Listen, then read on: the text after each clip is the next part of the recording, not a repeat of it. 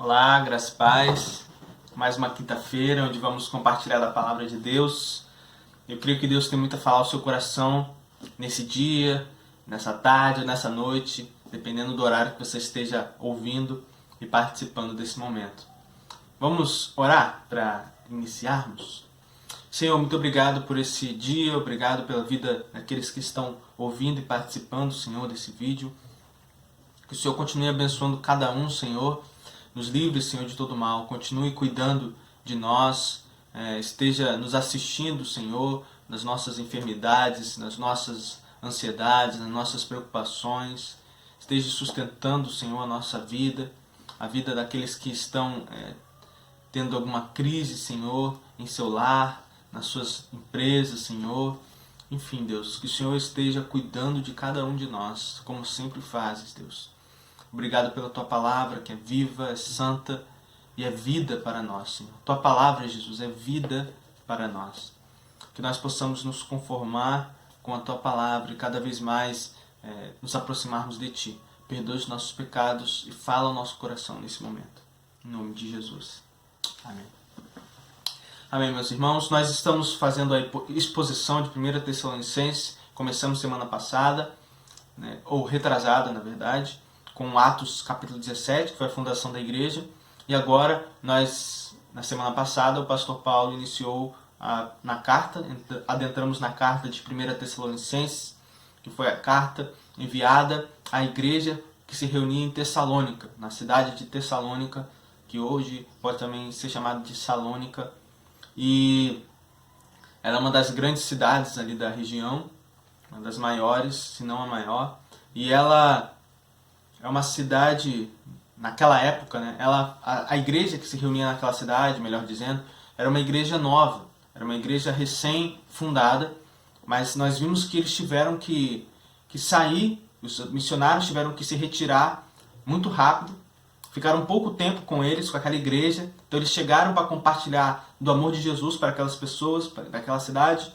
As pessoas se converteram, só que houve uma grande perseguição. As pessoas, os judeus daquela cidade, reuniram muitas pessoas que causaram um alvoroço naquela cidade. Por inveja eles fizeram isso, nós vimos, e acabaram trazendo transtornos para aqueles irmãos bem do início da sua caminhada de fé. E os missionários tiveram que sair daquela cidade por causa da perseguição. Mas nós vimos que depois, como essa foi a primeira carta do apóstolo Paulo que ele enviou, que ele fez, a primeira carta, o primeiro livro do Novo Testamento, essa carta ela foi provavelmente enviada pouco tempo depois dos missionários terem saído daquela cidade, talvez passaram por outros lugares e aí enviaram essa carta. Então é uma carta escrita para novos convertidos, digamos assim. Para novos convertidos, mas que, independente de quanto tempo você tem de fé, a palavra de Deus ela continua real para nós, ela continua firme para nós e pode nos edificar com certeza. E lendo essa carta de 1 Tessalonicenses, nós vimos do capítulo 1, versículo 1 até o 10, e hoje nós vamos só passar por ela. E eu queria que você lesse aí, se você tiver com a sua Bíblia, 1 Tessalonicenses, versículo 1, versículo 6, que diz o seguinte, versículo 7. Assim, tornaram-se modelo para todos os crentes que estão na Macedônia e na Acaia. Então, o autor que escreveu essa carta se referindo aos irmãos de Tessalônica. Assim, tornaram-se modelo para todos os crentes que estão na Macedônia e na Acaia. E eu queria fazer uma pergunta. Se você pudesse escolher, você preferiria receber uma marca ou deixar uma marca? Receber uma marca ou deixar uma marca? Eu queria que nós pensássemos hoje que nós, como cristãos, temos esse privilégio de deixar uma marca na nossa geração. Uma marca que não vai sair com o tempo. Uma marca que o tempo, as circunstâncias não podem apagar.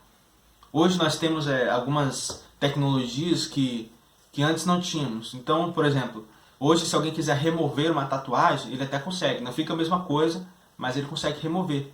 Então, até uma marca tão permanente quanto a tatuagem, ela pode ser camuflada, escondida, removida. Mas a marca que um cristão pode deixar na sua geração, nas pessoas à sua volta, ela nunca será removida. porque a marca que deixaremos será a marca de Cristo. Se de fato Cristo estiver em nós e nós seguirmos os seus passos e buscarmos fazer a sua vontade, a marca que vamos deixar aqui, ela é permanente. Ela não sai, porque é a própria marca de Cristo. E a Bíblia diz que o mundo, a humanidade, a sua glória, a sua fama vai passar, mas aquele que faz a vontade de Deus permanece para todo sempre, e a palavra do Senhor permanece para sempre. O que nós fazemos aqui, nós vamos colher na eternidade. O que fazemos aqui, com certeza, deixará marcas permanentes na nossa geração, porque Deus está movendo os céus e terra, Deus tem um plano para a história da humanidade, e Ele está botando esse plano em ação. Esse plano está em ação desde que Deus lançou os fundamentos da terra, e tudo está convergindo para o grande momento, e nós estamos inseridos nesse plano, e o que fazemos permanecerá se fizermos no nome do Senhor, para a glória do Senhor. Então deixe sua marca nessa geração, como os irmãos de Tessalônica fizeram. Deixe sua marca. Eles deixaram a marca para aqueles outros cristãos que viram a sua fé, que viram a sua dedicação, viram a sua esperança, perseverança, e viram que eles eram um exemplo para eles, eram modelos para eles. E eles deixaram a sua marca na cidade de Tessalônica, deixaram a sua marca na vida de muitos cristãos, porque eles eram cristãos, discípulos de Jesus, que estavam comprometidos com o reino. Então deixe sua marca nessa geração sendo um exemplo de fé. Deixe sua marca nessa geração sendo um exemplo de fé. Essa é a maior marca que podemos deixar. Em Hebreus 11 nós vamos ver lá o hall dos heróis, o hall da fama dos heróis da fé. Então nós vemos que até hoje nós temos na Bíblia muitos exemplos de fé. Nós temos Davi, mesmo homens falhos e pecadores nos ensinam com a sua fé. Assim como nós somos falhos e pecadores, podemos ser um exemplo na vida de muitas pessoas com a nossa fé. Então nós temos exemplos de homens de fé. O próprio apóstolo Paulo, os missionários, são exemplos de fé. Deixaram a marca na nossa vida, na vida da igreja, na igreja como um todo, por causa da sua fé. Abraão deixou a sua marca na geração, ele é o pai da fé. Então deixe a sua marca. Precisamos deixar a nossa marca nessa geração. E a marca que será contínua, permanente e não sai, é o exemplo da nossa fé. Deixe sua marca servindo a Deus com fé, amor e esperança. São algumas características que nós vamos ver aqui de pessoas que são exemplo de fé. Só que para nós sermos exemplos de fé, nós precisamos ter algumas características. E nós podemos ver 3 nesse texto aqui. A primeira é: deixe sua marca servindo a Deus. Mas sirva a Deus com fé, amor e esperança. Versículo 3 nós vamos ver o apóstolo Paulo dizendo: lembramos continuamente diante de nosso Deus e Pai o que vocês têm demonstrado, o trabalho que resulta da fé, o esforço motivado pelo amor e a perseverança proveniente da esperança em nosso Senhor Jesus Cristo. Versículo 9 também.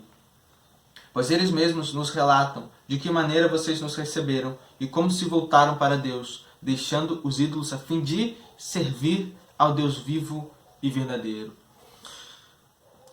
Deixe sua marca servindo a Deus com fé, amor e esperança. Servir a Deus é obedecer a Ele. Servir é fazer a vontade de Deus.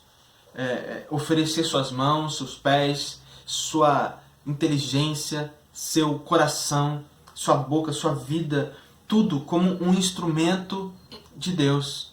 Um instrumento para Deus usar. Isso é servir. É ser como Cristo foi.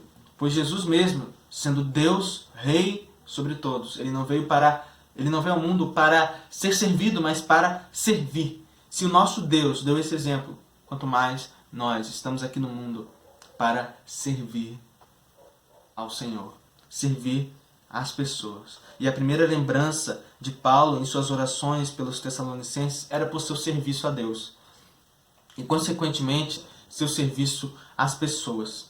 Quando nós vamos, por exemplo, falar em relacionamentos discipuladores, relacionamentos que nós queremos falar de Jesus, acompanhar essa pessoa para compartilhar de Jesus, aproveitando as oportunidades para poder demonstrar o que é ser um discípulo de Jesus.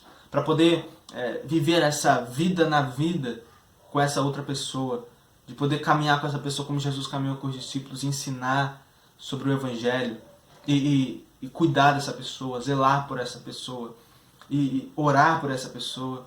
Quando nós falamos sobre isso, relacionamento discipulador, nós também podemos entender que isso é um serviço que prestamos às pessoas e ao nosso próprio Deus, pois foi isso que Jesus fez. O nosso serviço aqui é para pessoas. Nós servimos pessoas. E qual é o melhor serviço, senão aquele serviço que fazemos para a vida eterna? Aquele serviço que fazemos que levará essas pessoas a conhecerem mais a Deus. Não existe nenhum serviço melhor do que o serviço que revela a glória de Deus. Quando nós falamos em relacionamento discipulador, estamos dizendo: eu, Mateus, tenho esse serviço para fazer. Eu tenho essa obrigação de levar o amor de Cristo para alguém, de falar de Jesus para alguém, para que ela também abandone seus ídolos, seja qual for, e também sirva a esse Deus vivo e verdadeiro. Sirva a esse Deus vivo e verdadeiro. Os tessalonicenses serviam porque criam num único Deus vivo. Jesus disse: meu Pai trabalha até agora e eu também trabalho. Quando Jesus esteve entre nós, ele disse isso. Diferente dos ídolos que têm boca, mas não falam, das imagens, que têm boca, mas não falam, que têm mãos, mas não pegam, têm pés, mas precisam ser transportados. Deus, o nosso Deus vivo, que não pode ser representado por nenhuma imagem de escultura e adorado por essas imagens, pois o nosso Deus, ele não pode ser representado pela imaginação humana, pois ele está além de tudo isso. O nosso Pai, o nosso Senhor, ele é um Deus vivo. Ele é um Deus vivo. Ele trabalha, diferente dos ídolos, ele é um Deus que trabalha para aqueles que nele esperam. E da mesma forma, nós, como filhos de Deus, trabalhamos porque esperamos o Senhor. Esperamos no Senhor. Esperamos a vinda do nosso Senhor Jesus Cristo. Por isso trabalhamos. Por isso nós servimos ao Senhor. Quando Jesus retornar, ele não quer nos pegar na porta da nossa casa, olhando para o céu, esperando ele vir. Isso não é vigiar a vinda do Senhor. Quando Jesus disse vigiem, orem, quando Jesus disse para a gente vigiar, para cuidar, para quando não ser pego de surpresa, não é para a gente ficar na porta esperando Jesus, olhando para cima, mas quando Jesus voltar, ele quer nos pegar envolvidos no serviço, envolvidos na obra do Senhor. Quando o Senhor chegar, ele quer ver os seus servos servindo, pois nós somos mordomos do Senhor enquanto estamos aqui. Devemos trabalhar para o Senhor, servir ao nosso Senhor, com aquele que ele nos deu, com o talento que ele nos deu, com os dons que ele nos deu, aquilo que ele nos deu para servir. Devemos multiplicar, isto é, devemos servir mais e mais, usar esses dons para servir. Devemos usar esses dons para servir. Esses irmãos que nós vimos, eles serviram porque amavam Jesus e as pessoas. Nós vimos no versículo 3, por causa do esforço motivado pelo amor. Eles serviam porque eles amavam Jesus. Deus, ele nos atraiu com amor. Ele nos enviou em amor para servir as pessoas por causa desse amor. Nós não obedecemos a Deus simplesmente porque nós olhamos para uma tabela de regras e isso eu tenho que obedecer, isso eu não tenho. Não é só isso. O que nos motiva a obedecer ao Senhor é porque recebemos um amor tão grande que nos sentimos devedores ao amor. Nos sentimos motivados por esse grande amor, esse amor escandaloso de Deus que enviou seu Filho para morrer no nosso lugar, pois com bondade ele nos atraiu, ele nos perdoou. Por isso que nós nos sentimos encorajados a obedecer a esse Deus maravilhoso, que não só nos fez tudo isso por nós, mas também recompensará a nossa obra, o nosso serviço, recompensará tudo aquilo que fazemos em prol do reino para o Senhor. Então, o amor é o que nos motiva a servir. O amor é o que nos motiva, o amor a Deus, o amor às pessoas, é aquilo que nos vai colocar em obediência ao Senhor. Esses irmãos, eles serviam, pois eles também tinham esperança, a esperança que os fez perseverar. Essa atitude deles de servir de honrar ao Senhor, de obedecer ao Senhor, de servir ao Deus vivo, não era algo isolado, que eles faziam alguns dias da semana, mas era algo que fazia parte da vida deles. Algumas pessoas servem fazendo algumas coisas, mas há pessoas que servem com a própria vida. A vida deles é servir, assim como foi a vida de Jesus Cristo. Eles eram perseverantes e constantes, estavam cheios de esperança e isso os motivava a servir ao Senhor. Porque se não tivermos esperança, também não temos motivação para servir ao Senhor. Sem esperança, nós ficamos paralisados. Sem esperança, nós ficamos apáticos para o serviço do Senhor. Nós servimos porque esperamos a vinda do nosso Senhor Jesus. Talvez por isso o apóstolo Paulo ora em Romanos, capítulo 15, versículo 13. Ele diz para aqueles irmãos, já na carta de Romanos, ele diz o seguinte: que o Deus da esperança os encha de toda alegria e paz por sua confiança nele, para que vocês transbordem de esperança pelo poder do Espírito Santo.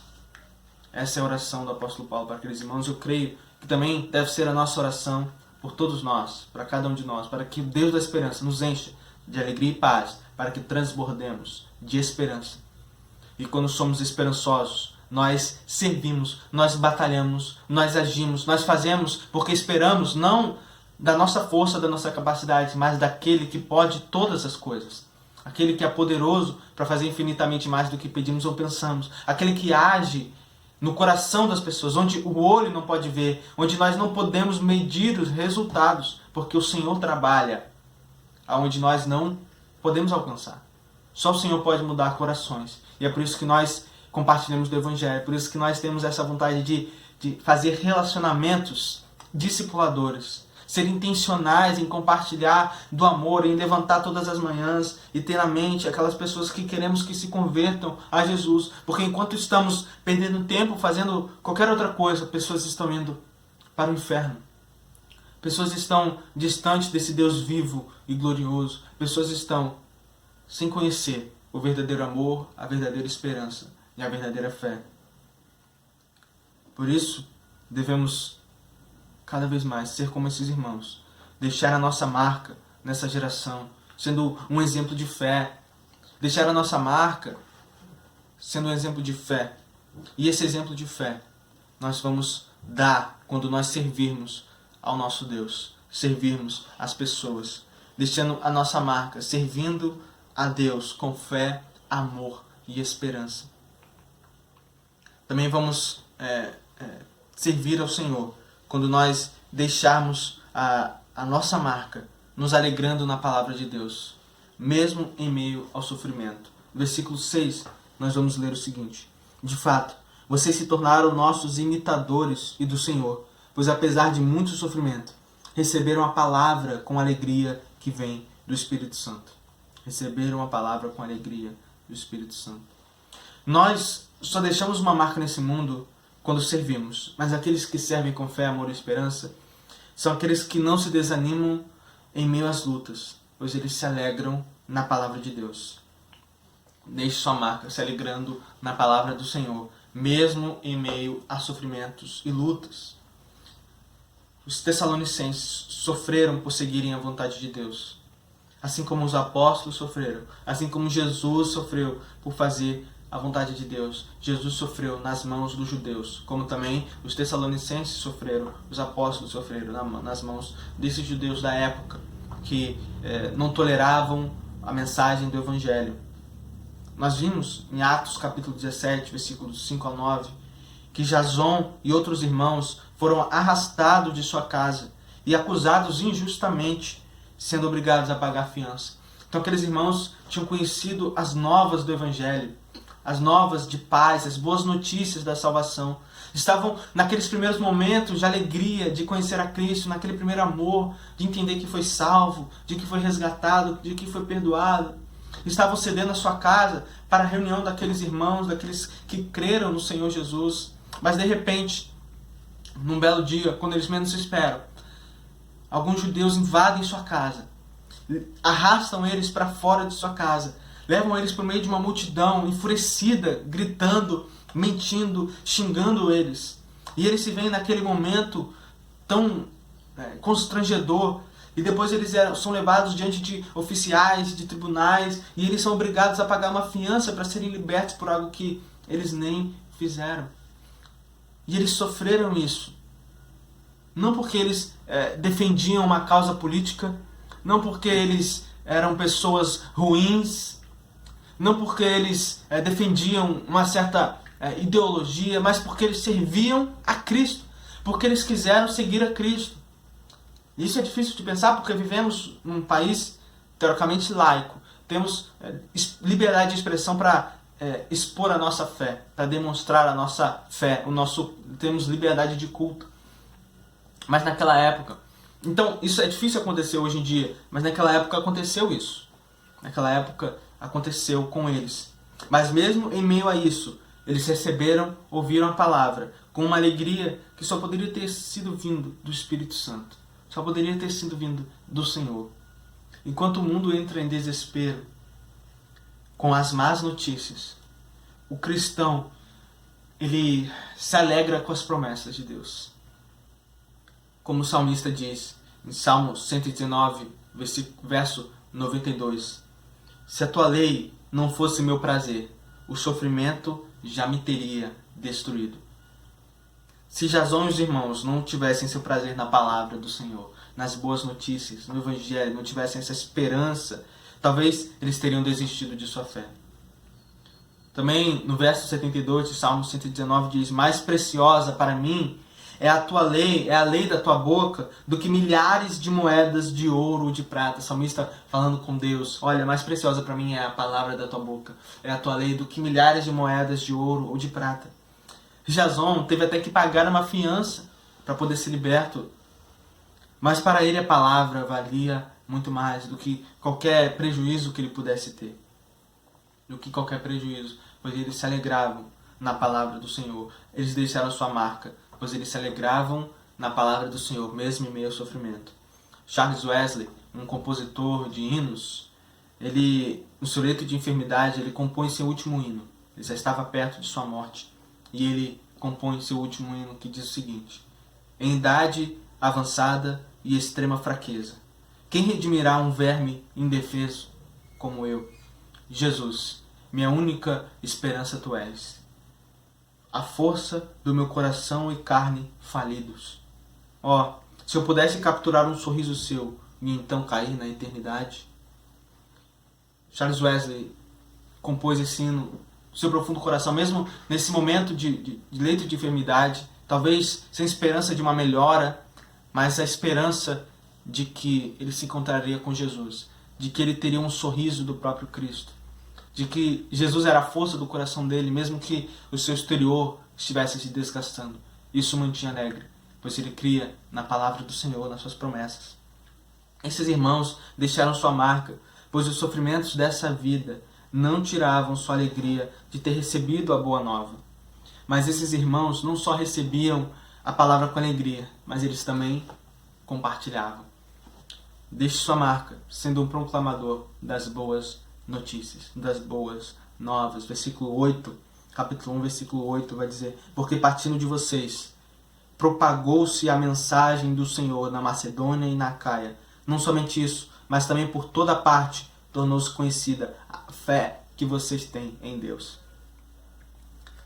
A fé que vocês têm em Deus. Então aqueles irmãos, eles deixaram sua marca sendo proclamadores da mensagem, das boas notícias. Enquanto a gente está em momentos, talvez, de eleição, onde há muitas promessas, notícias sobre políticos, onde estamos também no meio de uma pandemia, onde há tantas notícias ruins, onde há tantas desgraças que nós vemos na TV, onde as pessoas vendem desgraças para que nós possamos consumir essas notícias ruins. Nós somos portadores da boa notícia, que é Jesus Cristo, assim como esses irmãos proclamavam a boa notícia de graça do Senhor para a vida eterna, um lugar com o Senhor ao lado de Cristo, na mesa,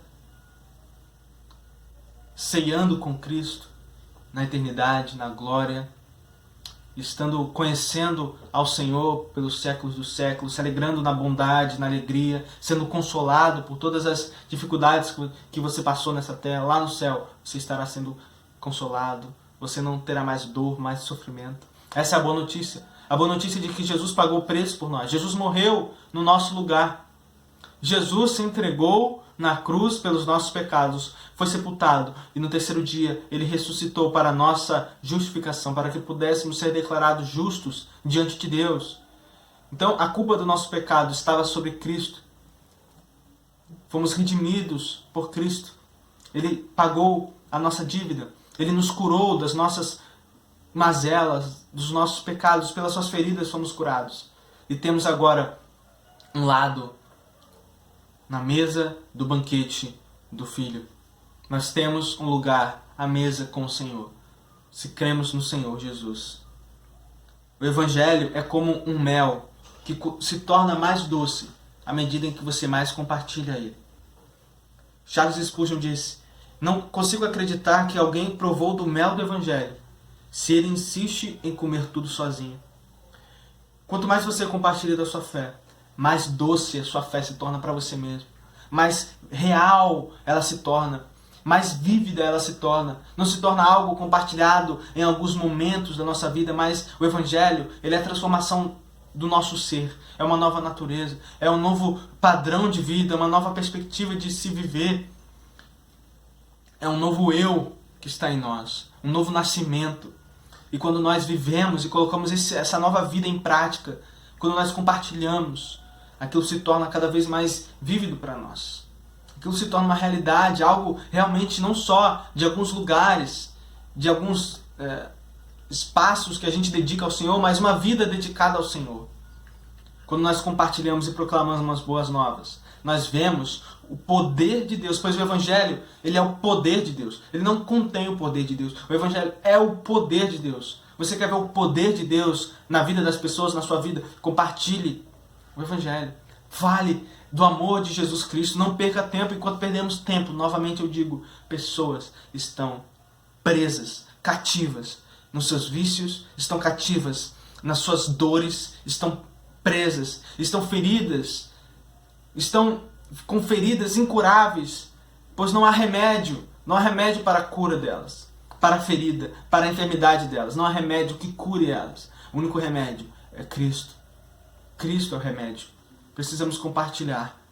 Precisamos falar do amor de Cristo. O objetivo da igreja, nosso objetivo, é glorificar a Deus, revelando Cristo ao mundo. Glorificar a Deus revelando Cristo ao mundo. Deus é glorificado quando pecadores se arrependem e invocam o seu nome. Deus é glorificado quando a igreja faz o que Cristo fez, que é anunciar o perdão aos cativos, anunciar a misericórdia de Deus que se estende por todas as gerações, anunciar a graça que salva do Senhor. João 20, 21 diz: assim como o Pai me enviou, eu os envio. Assim como o Pai me enviou, eu os envio. Deus enviou seu Filho ao mundo para resgatar os perdidos. Nós somos enviados para levar a luz do Evangelho para os perdidos. A luz de Cristo. E faremos isso até que a terra se encha do conhecimento de Deus. Nós encheremos essa terra com o conhecimento da glória de Deus. Abacuque 2,14 diz: mas a terra se encherá do conhecimento da glória do Senhor, como as águas enchem o mar. E como é que isso acontece, irmãos? Como nós podemos fazer isso? Cumprindo a grande comissão. Quando nós, de fato, orarmos pelas vidas das pessoas que não conhecem Cristo.